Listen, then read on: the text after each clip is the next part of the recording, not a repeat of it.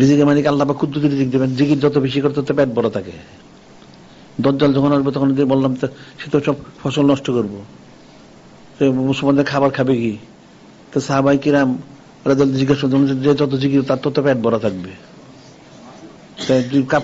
কাপড় চোপড় নষ্ট হবে না, ছিড়বে না, জিকির আজকাল বেশি করলে কোনো কিছু নষ্ট হবে না। ঠিক আছে, 12 বছর 12 লক্ষ বছর থাকুক না, তাতে কি আছে? আল্লাহ পাক অক্ষম হয়ে গেছেন? নাউযুবিল্লাহ।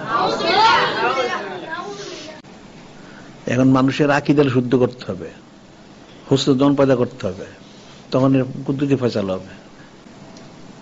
আমি সেজন্য বলি প্রত্যেকে তার পিছনটা চিন্তা করুক, তাইলে তো হয়ে যায়। সবাই মনে আমি অনেক কিছু করবো, কইব কি করে নাকি? যে বললাম না একটা লোক আসতো কিছুদিন, আসতে দেখি না কতদিন ধরে, সে কোন বিষয়ে পিএইচডি করছে। সে পিএইচডি করে ওই গাজীপুর ইয়াতে সে মাস্টার রোলে চাকরি করে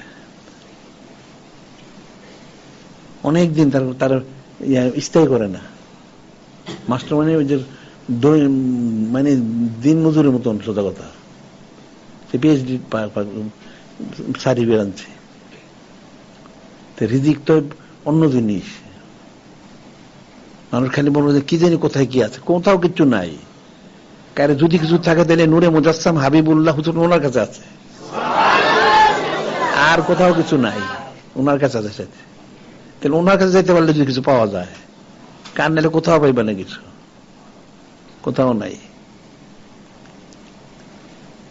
এটাই বুঝাইতে হবে সবাইকে।